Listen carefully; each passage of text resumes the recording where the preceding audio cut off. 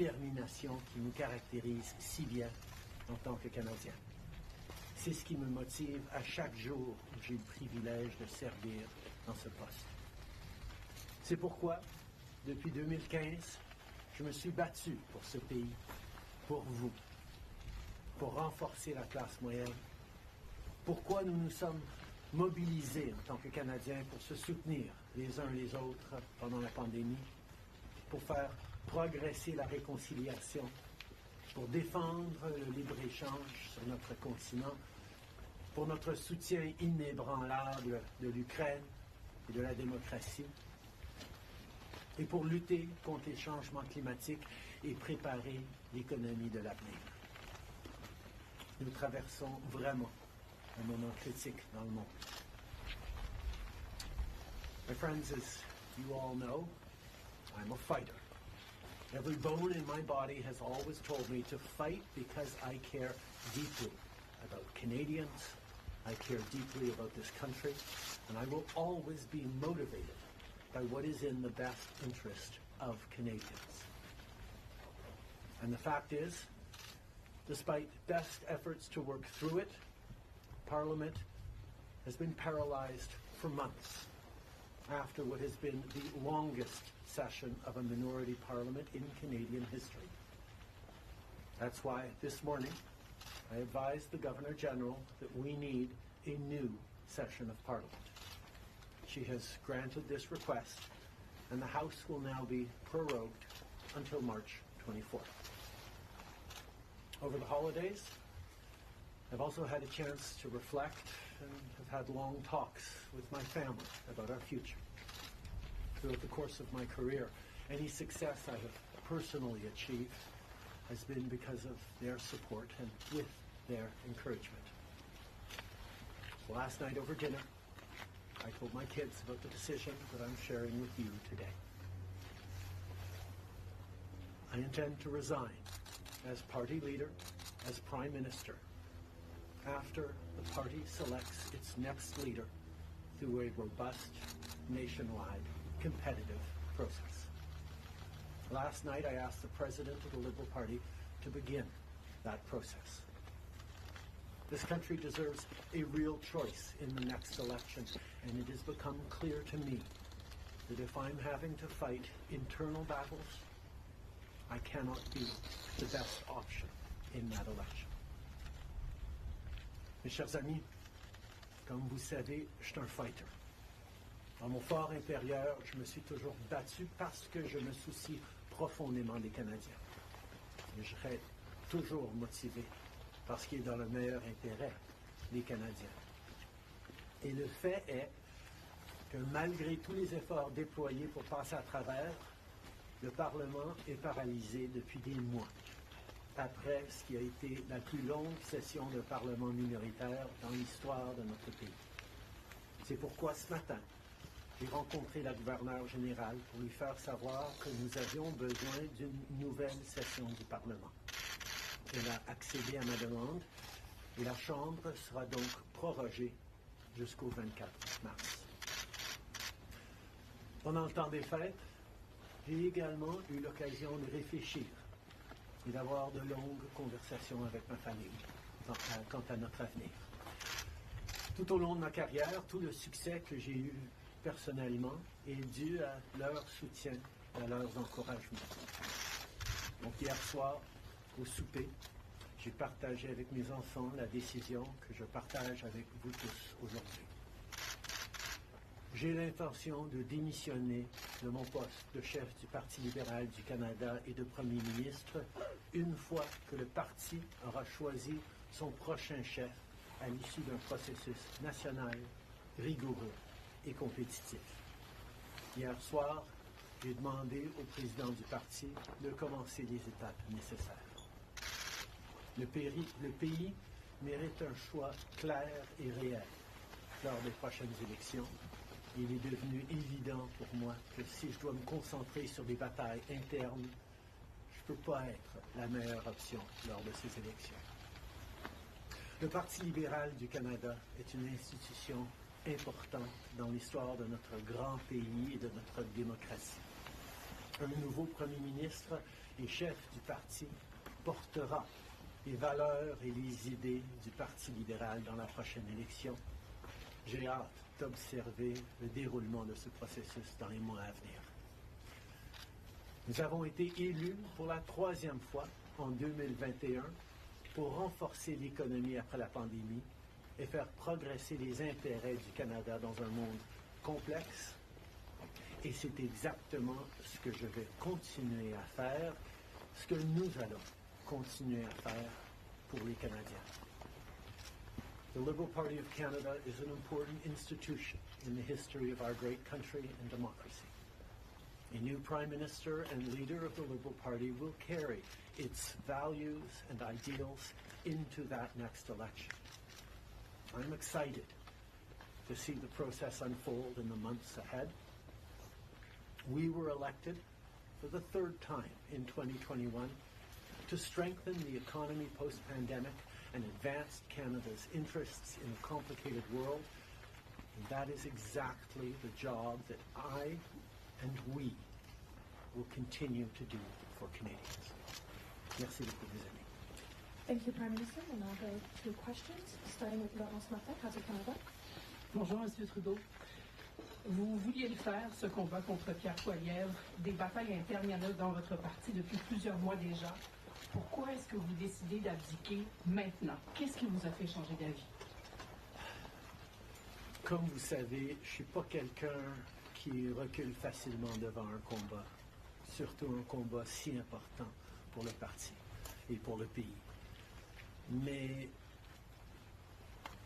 je fais ce job parce que l'intérêt des Canadiens et le bien-être de notre pays, de notre démocratie, me tient à cœur et qui est devenu clair que je ne peux pas être le chef dans les prochaines élections à cause des batailles internes.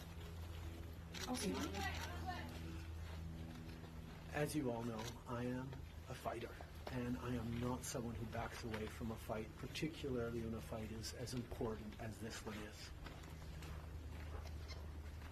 But I have always been driven by my love for Canada, by my desire to serve Canadians, and by what is in the best interest of Canadians. And Canadians deserve a real choice in the next election. And it has become obvious to me with the internal battles that I cannot be the one to carry the Liberal standard into the next election. Vous êtes au pouvoir depuis près de 10 ans. Le Canada a changé avec votre gouvernement. S'il y a une réalisation que vous pourriez nommer, dont vous êtes le plus fier, je sais qu'il y en a plusieurs, mais s'il y en a une, et peut-être un regret aussi. En 2015, on a été élus sur une promesse de travailler pour la classe moyenne. Et c'est ce qu'on a pu faire. On a réduit la pauvreté, on a aidé énormément les familles, on a créé une économie qui fonctionne pour bien plus de monde en se préparant pour un avenir et plus numérique et où les changements climatiques vont avoir un plus grand impact. On a fait énormément de travail avec les Canadiens. Le Canada est meilleur à cause du travail que nous avons tous fait au cours des dernières années. Un regret, je continue à penser que si notre système électoral aurait été changé pour que les gens puissent mettre un premier, un deuxième, un troisième choix sur le bulletin, les partis auraient passé plus de temps à regarder les points qu'ils avaient en commun pour être les deuxième ou troisième choix des voteurs plutôt que de voir la polarisation que nous avions. Mais je ne pouvais pas de façon unilatérale changer notre mode de scrutin dans ce pays. Next question. We got elected in 2015 to fight for the middle class, and that's exactly what we've done over the past years. We reduced the taxes, we increased the benefits to families, we made sure the economy was focused on working for everyone and not just a few, and that has changed. That has dropped poverty rates in Canada, that has brought more people into the workforce, that has moved us forward on reconciliation in a way that has deeply improved the opportunities and success of Canadians despite the incredibly difficult times the world is going through right now. There's lots more work to be done, and I know that this party and this country and Canadians will keep doing it. If I have one regret, particularly as we approach this election, well, there are probably many regrets that I will think of, but I do wish that we'd been able to change the way we elect our governments in this country so that people could simply choose a second choice or a third choice on the same ballot, so that parties would spend more time trying to be people's second or third choices, and people would have been looking for things they have in common instead of trying to polarize and divide Canadians against each other. I think in this time, figuring out how to pull together and find common ground remains something that is really important for democracies, but I could not change unilaterally without support of other parties our electoral system. That wouldn't have been responsible. Prochaine question. Tanda with Charles, Toronto Star. Prime Minister, up until 3 weeks ago, you were intending to stay, and it seems that the event 3 weeks ago of Ms. Freeland coming out and saying you were firing her as your finance minister was the catalyst that brought us here today. So can you explain your side of what happened there? Chrystia has been by my side for close to 10 years now. She has been an incredible political partner through just about everything we have done as a government and as a party over the past decade. I had really hoped that she would agree to continue as my Deputy Prime Minister and take on one of the most important files that not just this government but this country is facing, but she chose otherwise. In regards to what actually happened, I am not someone who's in the habit of sharing private conversations. Chrystia a été depuis presque 10 ans maintenant à mes côtés en tant que partenaire politique essentiel à presque tout ce qu'on a réussi en tant que gouvernement, en tant que parti. J'aurais vraiment souhaité qu'elle choisisse de continuer en tant que ma vice-première ministre et qu'elle prenne un des dossiers les plus importants auxquels les Canadiens et notre gouvernement vont faire face dans les mois à venir, d'ici les prochaines élections. Mais elle n'a pas voulu. Mais par rapport aux détails, je ne suis pas quelqu'un qui partage les détails de conversations privées. You spoke about the Liberal Party as an institution and the internal battles right now, but I'm wondering if you feel that another leader will have more success than you will at beating Pierre Poilievre in the next campaign. Pierre Poilievre's vision for this country is not the right one for Canadians. Stopping the fight against climate change doesn't make sense. Backing off on the values and strength and diversity that Canada has always worked to pull itself together on is not the right path for the country. Attacking journalists, the CBC institutions, that's not what Canadians need in this moment. We need an ambitious, optimistic view of the future, and Pierre Poilievre is not offering that.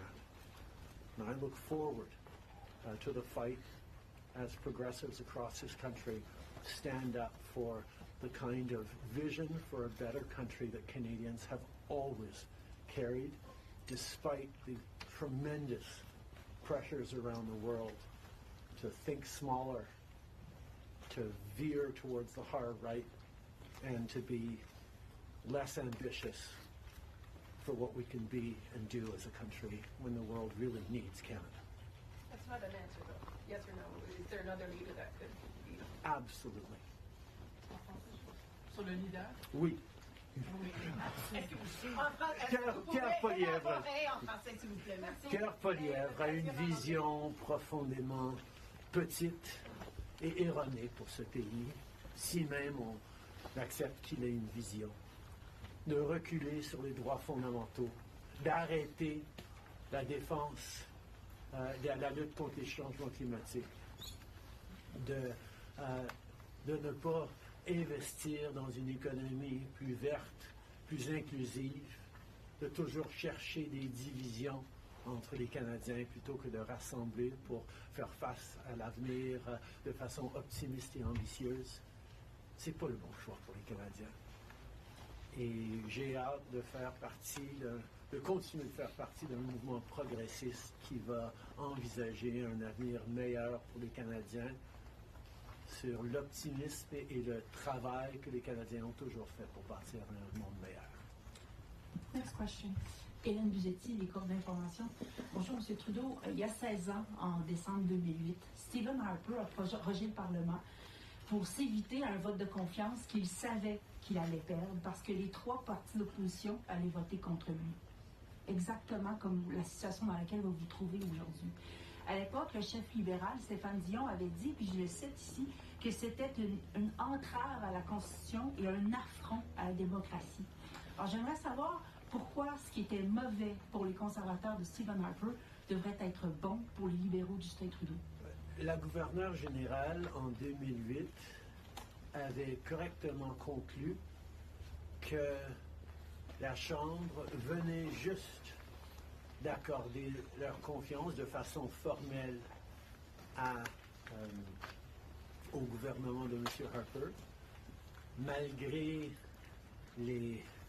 même une lettre signée qui était un document politique. La voix de la Chambre compte. Or, avant d'arrêter de travailler à la Chambre pour les fêtes, on a gagné 3 votes de non-confiance, 3 votes de confiance, et nous allons devoir retester la confiance de la Chambre dès le mois de mars pour passer les éléments budgétaires nécessaires pour faire fonctionner le gouvernement. In 2008, the Governor General correctly concluded that because the very last times in the previous weeks that the confidence of the House had been tested, it had passed that confidence test, Stephen Harper continued to have the confidence of the House, and it actually would bear out because as soon as they came back from the prorogation, Stephen Harper won a confidence vote once again. So a political document or political speeches doesn't carry the kind of weight that winning a confidence vote means. But this prorogation will take us only into March, and there will be confidence votes in March in the passing of supply that will allow Parliament to weigh in on confidence in a way that is entirely in keeping with all the principles of democracy and the workings of our strong institutions. Mais avec respect, M. Trudeau, y a-t-il pas quelque chose un peu antidémocratique de suspendre la possibilité du Parlement d'exprimer sa non-confiance le temps que votre parti se cherche un sauveur? Est-ce qu'il ne devrait pas plutôt juste se référer aux électeurs et de déclencher dès maintenant une élection? Hélène, je pense que tu as très clairement vu, comme tout le monde dans la galerie de presse parlementaire, à quel point le Parlement ne fonctionne plus depuis plusieurs mois. On est pogné dans une question de privilèges, il y a des motions d'obstruction constantes et on a pu très peu accomplir pendant les derniers mois au Parlement.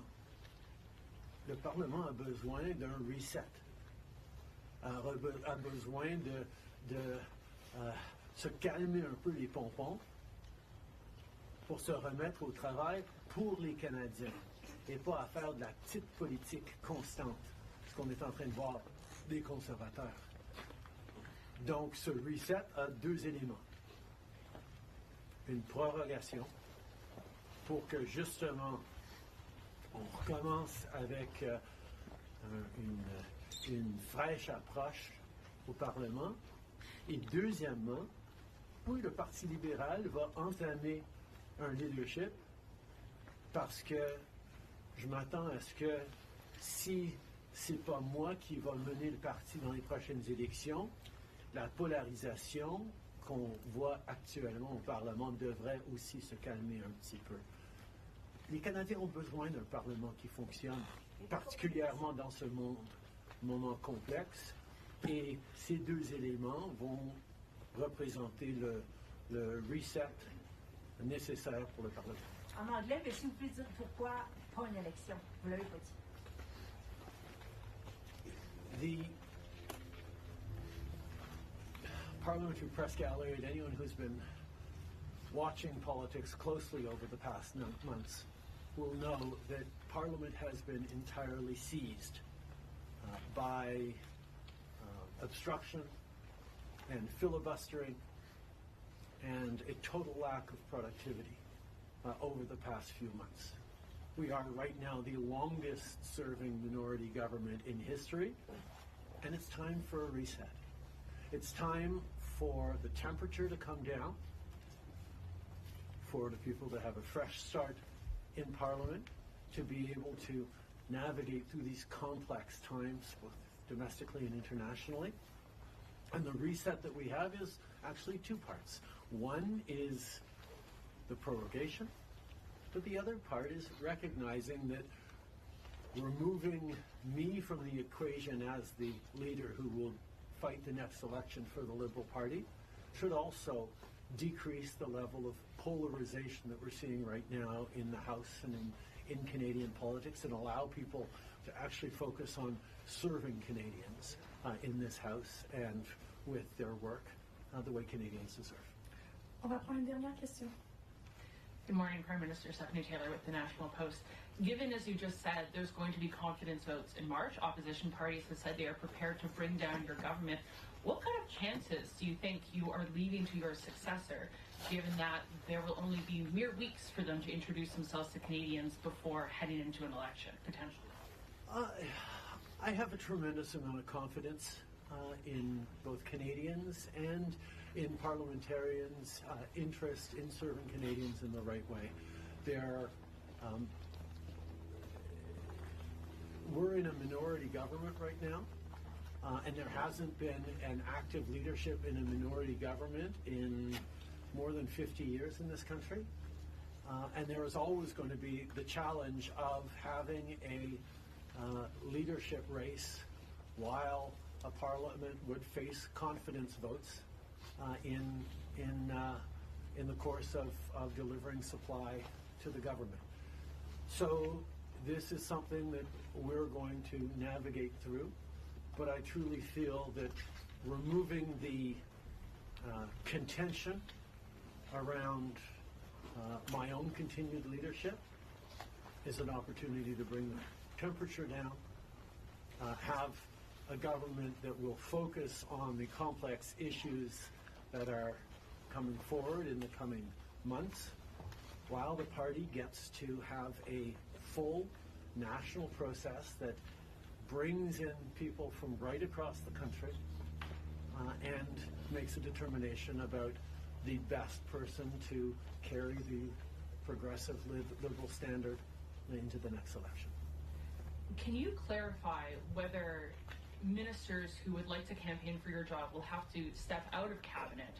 And how can the Liberal government be in a position to protect Canadian businesses and Canadians from the threat of tariffs from incoming President Donald Trump when members of the government are going to be focused on who's going to be taking your job? The government will still, and the cabinet will still be very much focused on doing the job that Canadians elected us to do in 2021, which is fight for their interests, stand up for their well-being, and make sure that they are good and that Canadians are protected and strong.